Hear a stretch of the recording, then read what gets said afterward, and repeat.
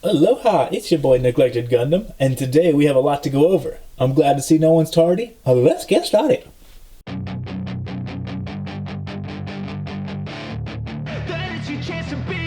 Hey kid, don't ever let them get inside your head. They'll tell you what to do in life instead of everything you know that you could get. Don't let them guide your life towards regret. I'll fight for what I love with every breath. Alright, so like I said, we're going to be going over quite a bit today. First things first, I do want to say, this guy wants to go home with you.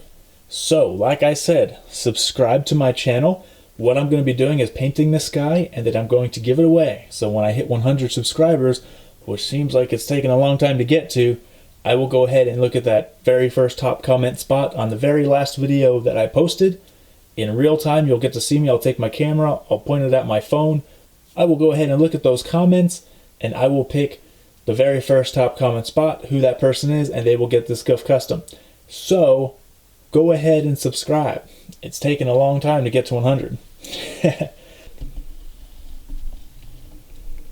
So, with that out of the way, we will go ahead and look at the repair and what I'm going to do with the Exia.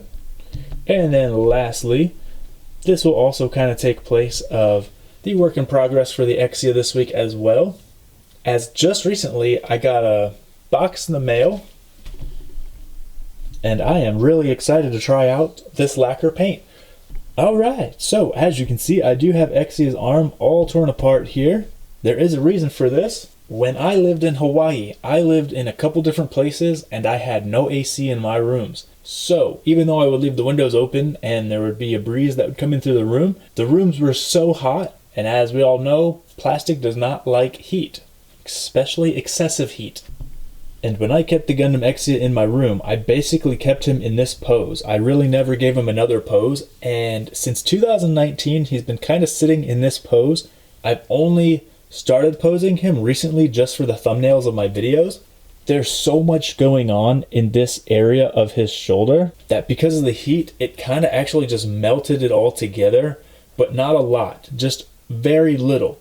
And so when I was posing Exia for those thumbnails, I found out that just to make his arm move in this way alone was super hard. So I was able to move it, I think it was about that much. And I was just thinking, that really is not good movement. And you'll actually see, I drilled out and put metal rods inside. Now I didn't get any video of this, so I do apologize. But I do already have a video explaining how to drill out holes and put rods in, so you can go back and watch that repair video that I've done. But I did that because they broke. And then also here, I don't know if you can see that, but there's a hairline fracture. So it's more than a stress mark. There's actually a hairline fracture to where me just trying to just move his arm, and it could not do that. So I was able to actually pull everything apart. And what I did was I sanded down all the connections inside. So let me show you. Okay, so this is what the Exia looks like inside. This is the part that I actually sanded down because this is the part that everything rests on. So this circle fits over the bigger circle, and then this little tiny circle fits over the little tiny circle there. And so the parts all fit on this part alone. And then on the inside, there was a little bit of melted plastic. I took an X-Acto knife and I went ahead and cut any residual plastic I just took away. On this one, it has the same thing, so I sanded that down too. And then on here, this is actually where most of the friction comes into play of holding that arm in its pose. This is where the most plastic sits on that peg. And now it all works very well. It's still a tight joint, however now it's free to move.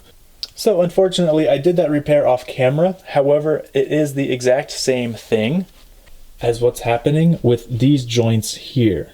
So this is for the elbow, and this is the exact same concept of how these need to be sanded down.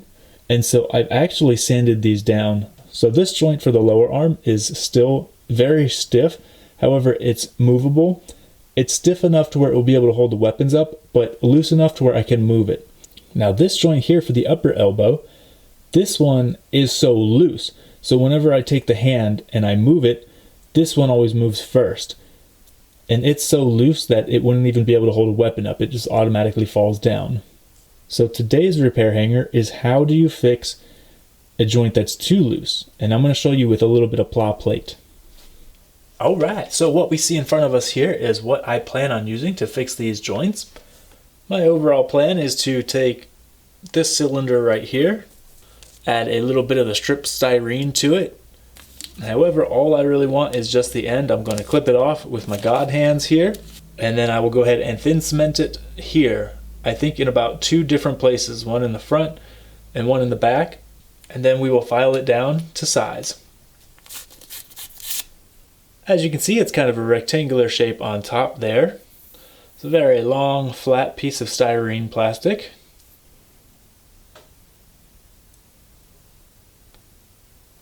I'm going to make 4 of these cuts. Next step I'm going to do is thin cement them to this piece here.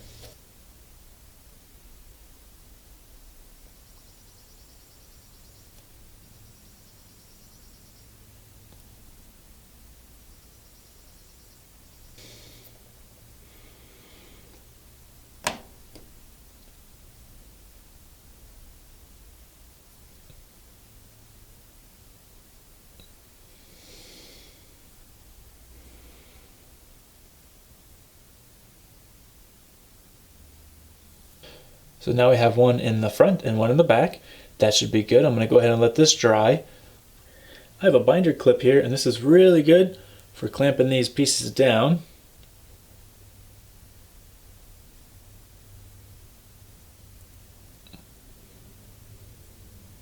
Okay, I'm just going to let this chill just like this. Let it squeeze on there and really get a good hold.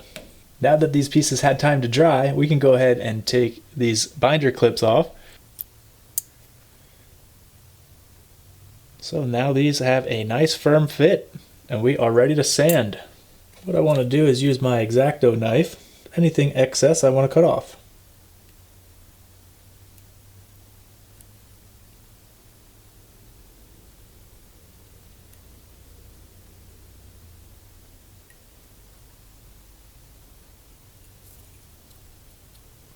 Okay.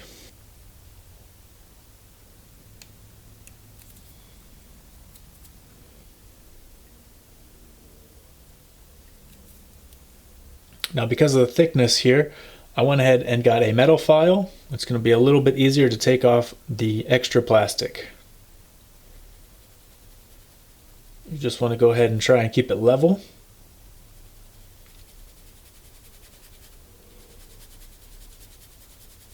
And also I'm going to try not to scrape the paint that I've already put on. That's doing a pretty good job of taking that down. We're going to take it down quite a bit. Almost like it's not even there. I love the shape of this metal file. It has one flat side and one curved side. It's so versatile. I can use the curved side to get into this little crevice and round out the edge of this white plastic. This side's going to be a little harder because I can't go back and forth as much. It's a little bit hard to get the metal file in here, so what I'm going to do is actually shave this down with the X-Acto knife.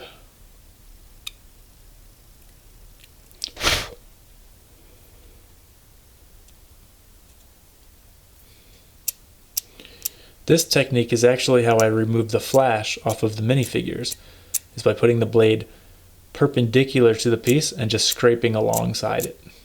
And that's very good for getting plastic to come right off. Okay, here's the first moment of truth. Let's see if this will work. Looks like I need to take off a little bit more. It's just a little too thick to get in there. Okay, so that's in there, but it's a little too tight now, so I need to take a little more off. The biggest concern is just trying to stay flat, perpendicular with the piece. You don't want it to be sloped in a certain way, so just try and make it stay flat. That's why I like this metal file. Something like sandpaper can conform to that shape and it won't give an even sand. Oh yeah. Oh yeah. That helped a lot. It's very tight, and it allows it to move. That's great. Okay, I just finished the other side, and this one you'll see is barely there. This one, I almost took all of it off. That's because the other side is so tight, and when I tried to test fit this one, it became so tight it was tighter than when I tried to fix it in the first place, when I tried to loosen it. So now that's a nice firm fit on this side. The other side is a little bit firmer, so when I put them in, they will have a nice mix of firmness. And now he will be able to hold these weapons. So that's great. It's a nice easy fix, and he will be able to hold his weapons, and he still has that range of movement. So I'm very happy about this fix. I'm going to go ahead and do the other side, and then I will snap up Exia. His armor's almost done, and once that gets done, I will be able to put him together. And oh my goodness, this project from 2019 will almost be done. I can't wait.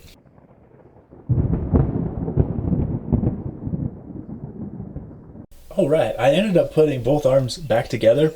The elbow joints are very firm, so I'm glad I went ahead and did that fix. But let me go ahead and grab Exia, and I'll show you why his arms are apart again. Well, as you can see, I went ahead and added more styrene to this part here. I fixed the elbow bends, but now I need to fix the elbow rotate. Alright, now I have a designated place to work on Exia. This is very nice. I'm just going to go ahead and shape these and then file them down.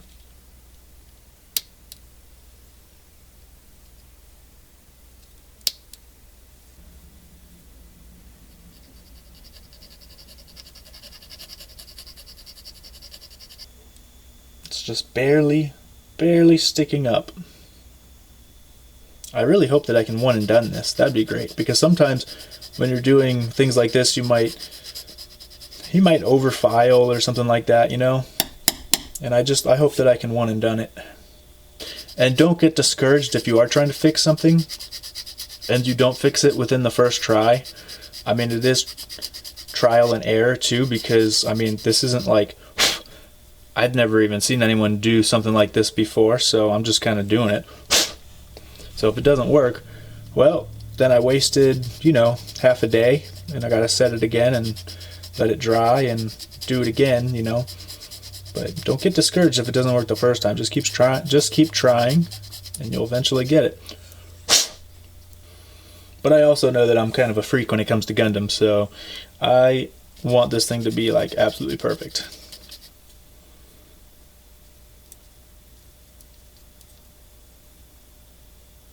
Okay, it's tight. So as it turns out, I only need that one. And like I said, I've never done this before, so that one just fell off. But as long as it stays tight, all I need is that one to be in place, and then we'll be golden. I can't tell you how many times I've taken this arm apart, dude.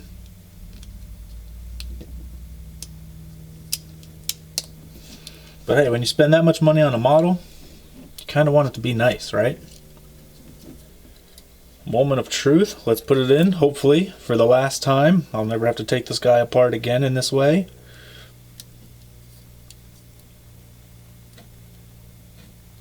It is very tight. Good. It's not overly tight, it's just tight enough. That's great. It's been a real treat trying to take this guy apart and not scratch any of his paint every time I take him apart. But thankfully, dude, the gunmetal, it's really nice for Tamiya. Once it's dry, I mean, it's pretty solid. Okay, and then the top coat that I use is Future Floor Polish, so that's really good as well. Nice acrylic. That's good. That should hold his weapons quite nicely. All right, another moment of truth. Let's see if it will be on there and be tight. You know what? I don't really like it. So, and you know what I'm going to do? I'm going to add this little tiny piece of junk over here. Just like I said, I've never done this before, so not on this particular part with this particular shape and fashion, so You know, you may not get it right on the first try. You just keep doing it until you get it right. I'm not going to lie to you guys and cut the video and be like, oh, it's done. No. This is not right. So, just keep doing it until it's right. If it takes a little longer for this video to get out, well, I'm sorry. Sorry for you guys, and I'm sorry for the algorithm, but I just want to get it right.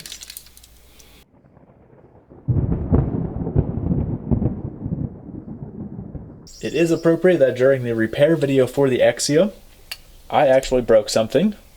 Okay, inside here, you can't really see it. I don't know if it'll focus in on that, but there is a piece that actually broke off inside, and there is a piece here that plugs into the gun, and then this piece plugs into the shield.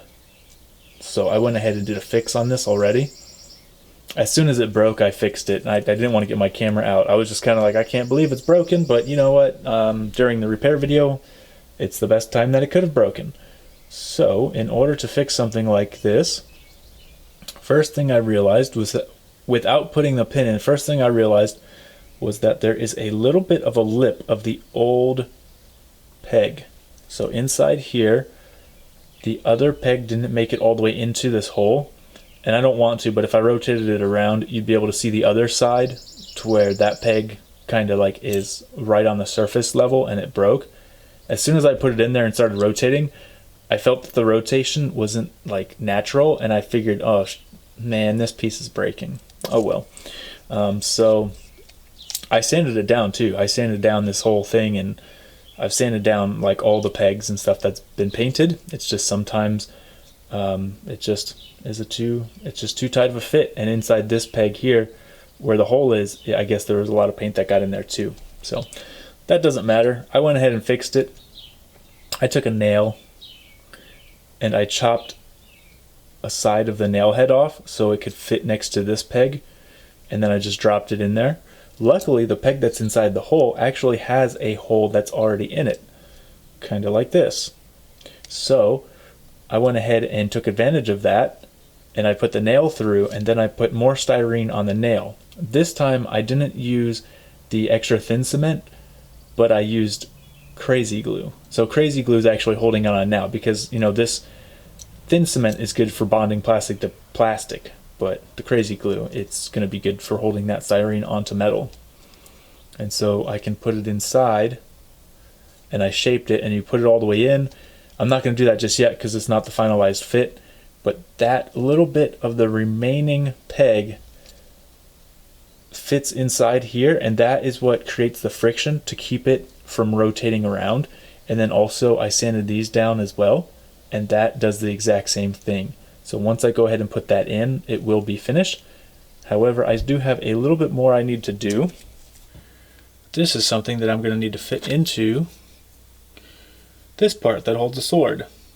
And there is this part here that needs to be cut off. So that part there needs to be cut off so it can fit here.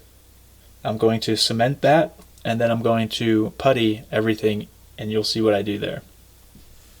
But let's go ahead and cut that off. Just going to test fit here that I can get around the nail head. Yes, I will be able to. So let me put the cement in there right now. For this cement, I'm going to do Tamiya cement. It is a little bit more of a firm fit than the thin cement. This is a more permanent bond. And now once these two are put together, it'll melt that plastic and create a very firm hold.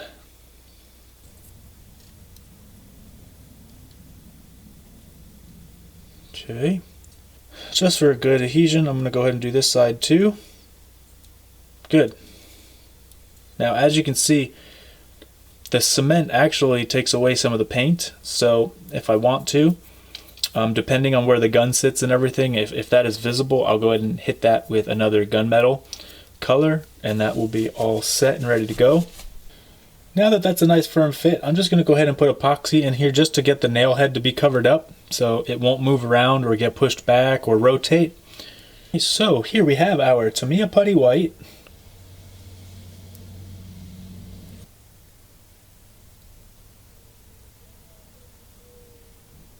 and this is now ready to be called finished. I'm going to go ahead and sand that down on my own time. I don't need you guys to see all that. If you watched all the way through the video, I do want to say thank you. The watch hours do add up. I do appreciate it. So if you'd be interested to see that build come to life, I do have work in progress for that project. I do have one normal Exia. I do have Exia with the clear armor, and I'm going to be doing pink for that. This is the color that I've decided to go with, is a nice pink color for the clear white armor. I think it should turn out pretty well. So if you're interested in that, stick around. I have some work in progresses coming up that will showcase all of that work. I hope that this video helped you. And if you want to go ahead and subscribe and go on this journey with us, go ahead and subscribe. If you liked this video, go ahead and like it, comment about it, and tell your friends. And until next time, I hope you don't feel that neglected now. While we wait for those pieces to dry, I'm going to go ahead and test the pink that I have. So as you can see, I do have the spoon here in the center of the screen with the Flaming Snow Studio symbol on it. That is their decal, and then the other spoon does not have one. So what I'm going to do is lay the pink down on both of these spoons, and then on the spoon that's in the middle now, I will go ahead and put the other Flaming Snow Studio decal on that spoon once I have the pink color already on. If the decals don't get too washed out on this spoon, then I might think about putting the decals underneath that pink.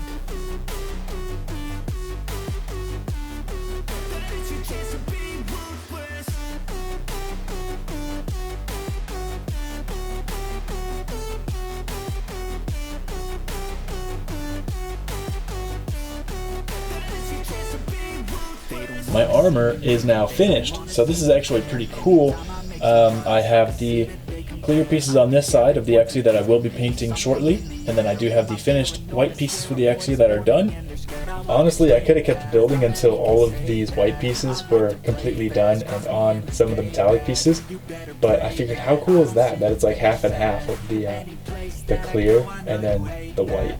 That was so cool. And then in the back too. I figured I would take a break and show you guys that. Now, because this video takes place of my work in progress number 6 this week of Exia, I am going to go ahead and show you what I have so far. And because it took a little while for those pieces to dry, I went ahead and got a little more work done. So I got the shoulders put together, backpack, and the chest. I think it's pretty cool to see the colors come together like this.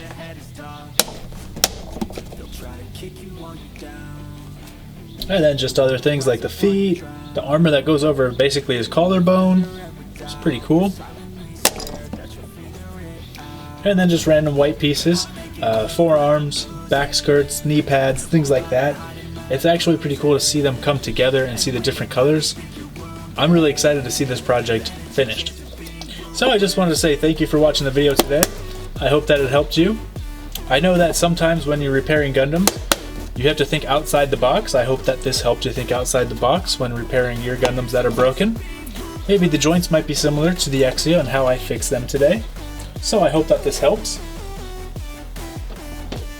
Because it only got up to about here, and I said there's no way. I said there has to be. I looked at the joints, I said there has to be more movement here, but why is mine not moving? So I actually went and watched Mecha Guy Kotsu's review of the Perfect Raid Gundam Exia, and without any hesitation, he just showed you like it could move, and he just like moved it up this far, and then the shoulder moved up too, and I was like, there's no way. So how did he do that?